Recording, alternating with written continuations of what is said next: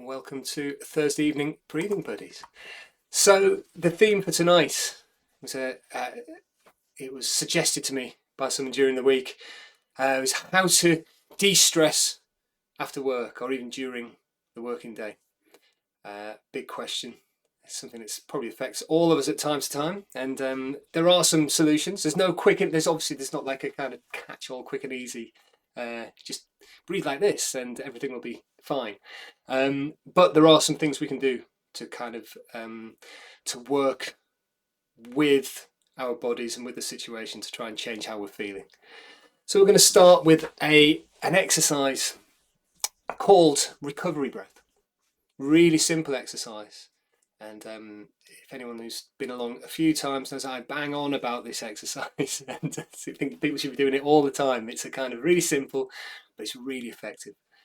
So the instruction goes a bit like this. I'll explain it first, then we'll do a few rounds together, and I'm going to leave you to find your own pace with it. So what we do is we inhale, normal inhalation, normal exhalation. Then a second one, normal inhalation, normal exhalation. And then you pinch your nose or cover your nostrils, hold your breath for 5, 4, 3, 2, 1 seconds. Inhale through your nose, exhale through your nose. Then inhale through your nose again, exhale. Then pinch your nose and hold your breath for 5, 4, 3, 2, 1. Inhale through your nose, exhale. Inhale, exhale, and at the end of the exhale, cover your nostrils, hold your breath for 5, 4, 3, 2, 1. Inhale, exhale, inhale, exhale. Cover your nostrils and hold your breath for 5, 4, 3, 2, 1. Inhale. I'd let you carry on at your own pace now. At the end of every second breath, hold your breath for about 5 seconds. If you start to feel a little bit of air hunger, that's great. That's what we're looking for. A teaspoon of air hunger. If it starts to feel a bit more than that, if you start to feel anxious or anything like that, maybe make it every third breath when you hold your breath. So this exercise slows the breathing rate down and it normalizes breathing volume. We all, and I mean probably all of us, most people have a tendency to hyperventilate. That doesn't mean breathing so fast that you're having a panic attack. It does mean breathing beyond our metabolic needs at any time.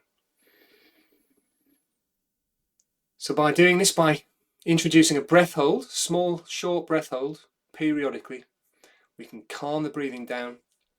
We can normalize breathing rate and breathing volume.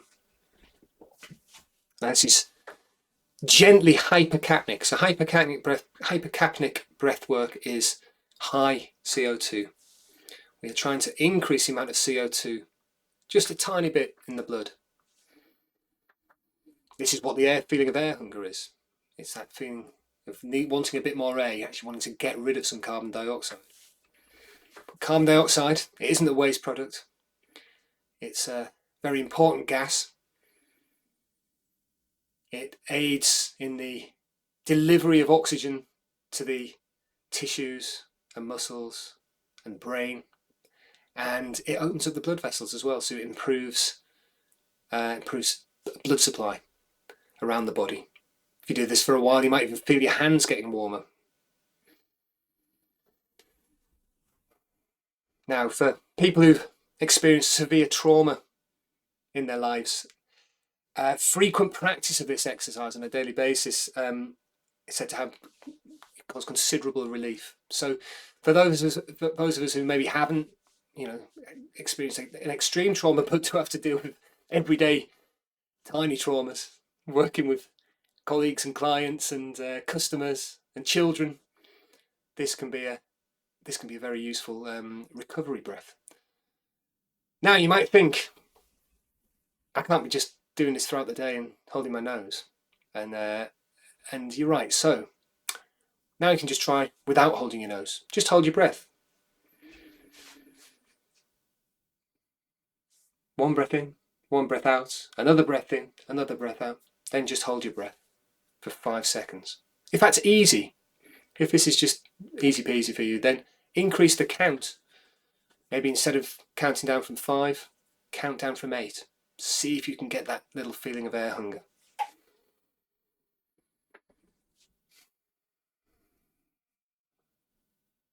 Now, the key with something like this is to make it a habit.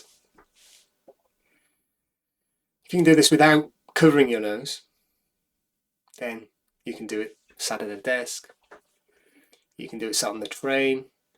You can do it while you're watching TV. You could do it while you're on a Zoom call, a la breathing buddies.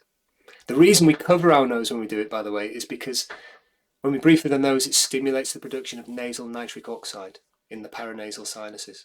So when you cover the nose and let it kind of accumulate and then breathe in through the nose, it draws it into the lungs, and that acts as a bronchodilator and helps improve gas exchange in the lungs. But you don't have to do it. The main thing here is to be holding your breath for a few seconds every few breaths. So if somebody is struggling with anxiety, trauma, asthma, I recommend they do this once an hour for 5 minutes. And I wonder how many times can you get it into your day? Can you get a few little breath holds into your working pattern? You can do it, as I say, alongside other things, but it's kind of better if you stop and focus. It becomes a bit of a meditation then. It gives the mind something to think about other than what the potential stresses are in your life at any given time. Okay, we're going to do this for just another minute or so.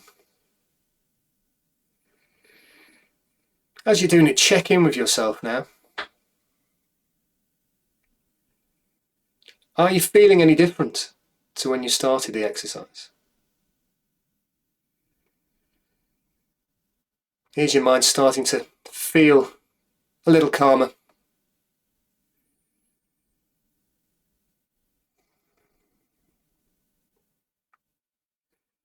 Inhaling, exhaling, holding the breath for about 5 seconds, maybe 8 seconds at the end of every second breath.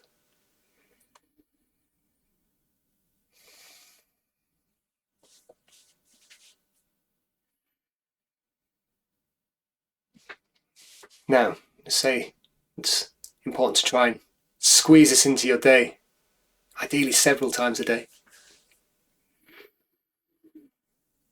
Maybe you could fit it in your lunch hour, maybe a couple of times in the evening. It's a great one to do before bed.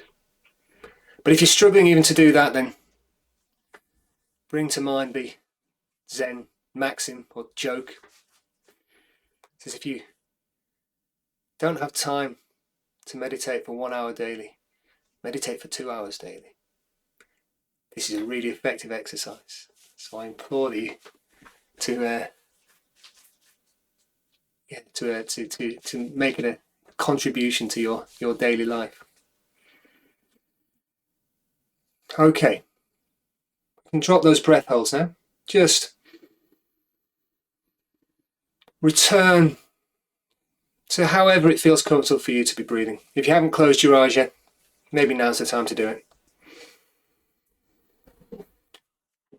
We're going to do some deep breathing now. Now, if you haven't been to breathing buddies before, when we say deep breathing, we mean low breathing, low into the abdomen. Don't necessarily mean big breaths, not breathing into the chest. Deep means low. If you've not done this exercise before, it can be a good idea to take your hands and place them on your lower 2 ribs, with your thumbs pointing forwards and your fingers wrapping around behind you. Now, concentrate on taking low, full breaths into the belly, using the diaphragm. And we've got our hands on our ribs so that we can feel the lateral movements of the ribs, and the movement into the back body. This breathing is a 360-degree activity.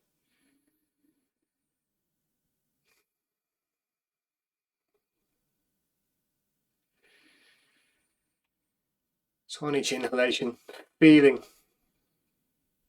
the ribs expanding out and back. And on each exhalation, feeling them contract inwards.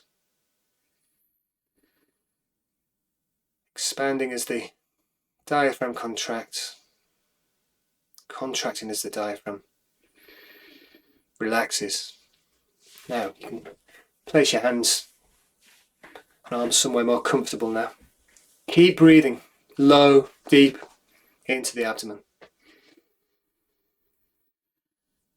Now when we're talking about stress, we're really talking about the autonomic nervous system.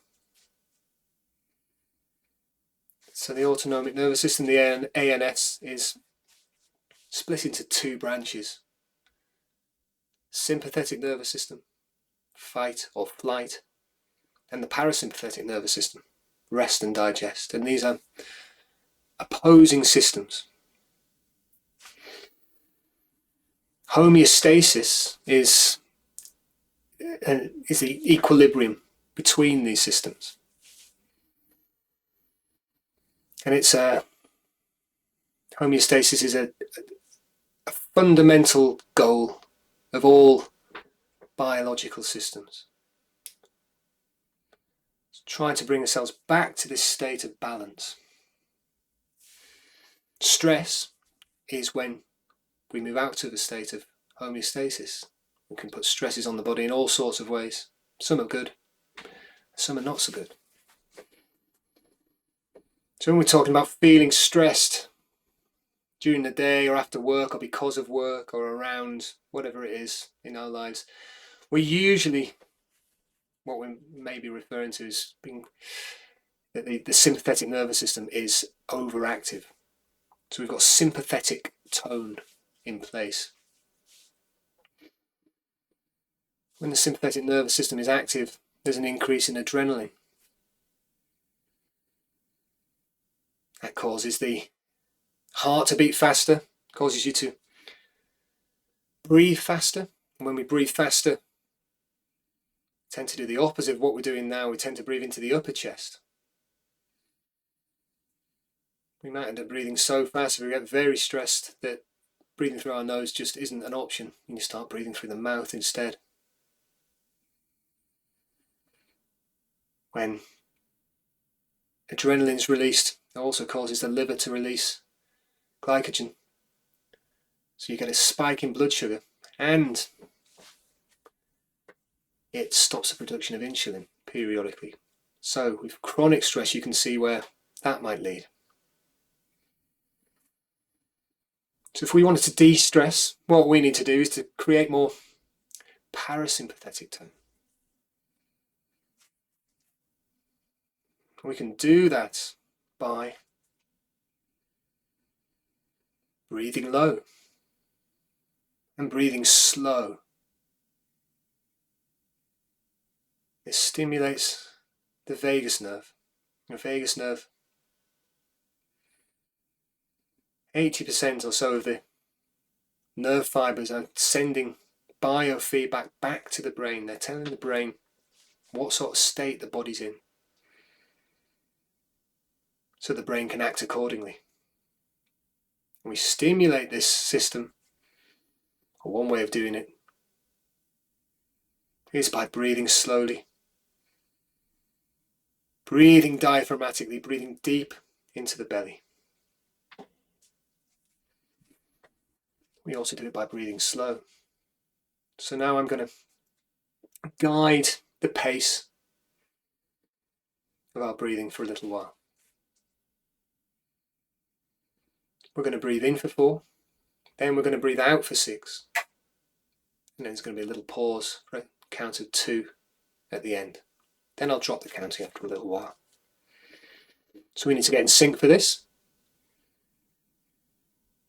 When you're ready, exhale, then breathe in, 2, 3, 4, out, 2, 3, 4, 5, 6, pause. Breathe in, 2, 3, 4, out, 2, 3, 4, 5, 6, pause. Breathe in, 2, 3, 4, out, 2, 3, 4, 5, 6, pause.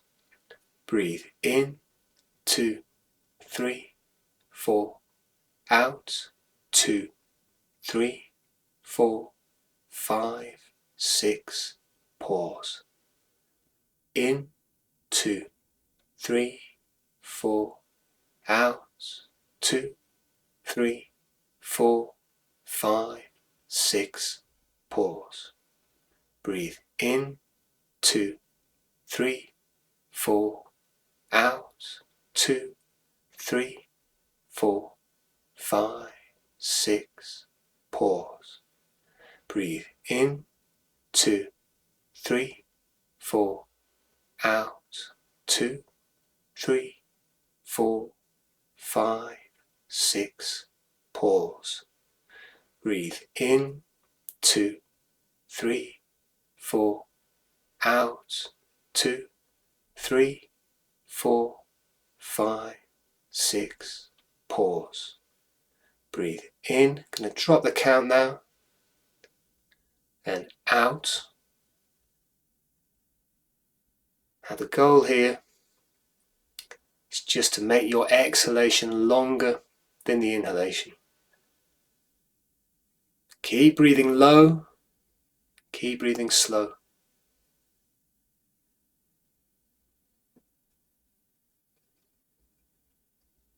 Now, if you can find a time and space to do something like this each day, this can become a real stress producing exercise. So stress can manifest itself in each of the 3 dimensions of functional breathing, or perhaps in this case dysfunctional breathing. So that's, by that I mean the biomechanical side of things, which is how we breathe, biochemical, what's going on with the gases, with the gas exchange, and then the psychophysiological side, how we're feeling.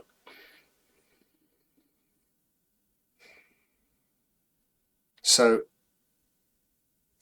biomechanically, stress can affect how we engage the respiratory muscles. It can result in neck pain, back pain, upper chest breathing, poor diaphragm control. And the way to counteract that is to spend some time breathing slow and breathing low, just like we have been. Stress can affect the biochemical side.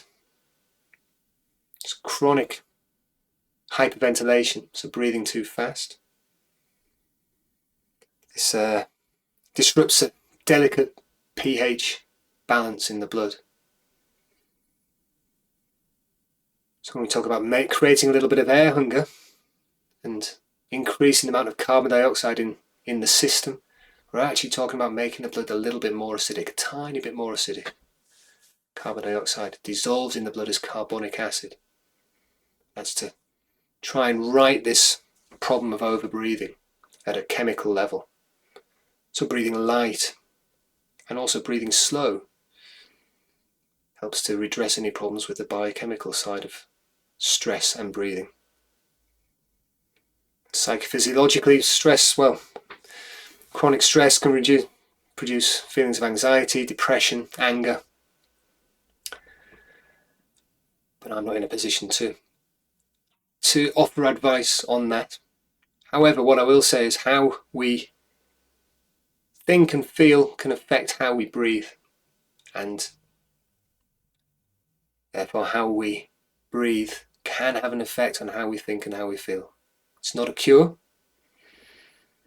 But often, if dysfunctional breathing patterns are addressed, then other health issues might start to fall into place.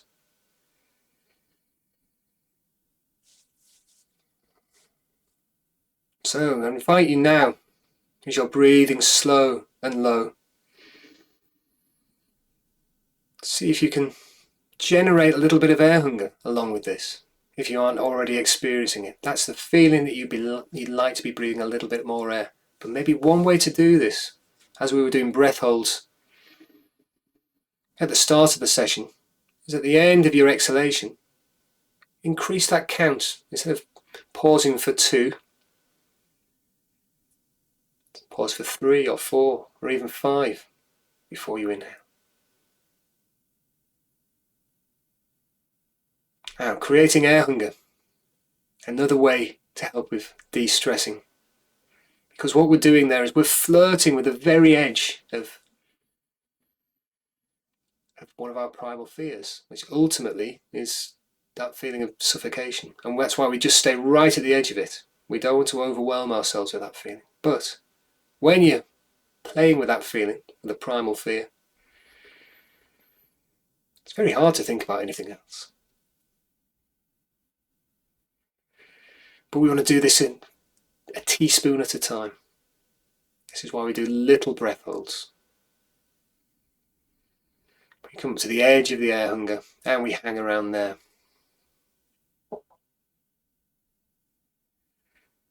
So, before we wind things up,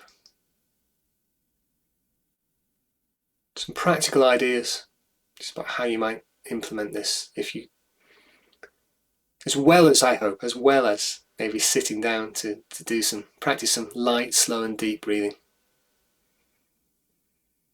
The idea of holding your breath for 5 seconds at a time, you can do that in the shower. You could do it while you're washing up. Perhaps while you're walking to and from your car, between the house and the car.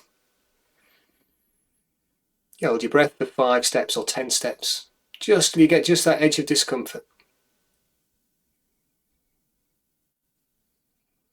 If you're going out for a walk, another great way to de-stress. First of all, breathe through your nose the whole time, if possible. And then walk a little bit faster than you might do normally. And that will create a little bit of air hunger. You can always slow down again if it gets a bit much.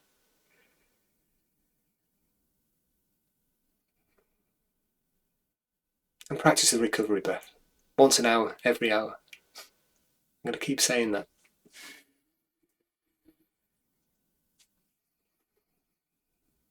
Okay. Drop the exercise now. Just let your breathing pattern return to wherever it wants to be. Take some fuller breaths if you need to, or just keep breathing slowly.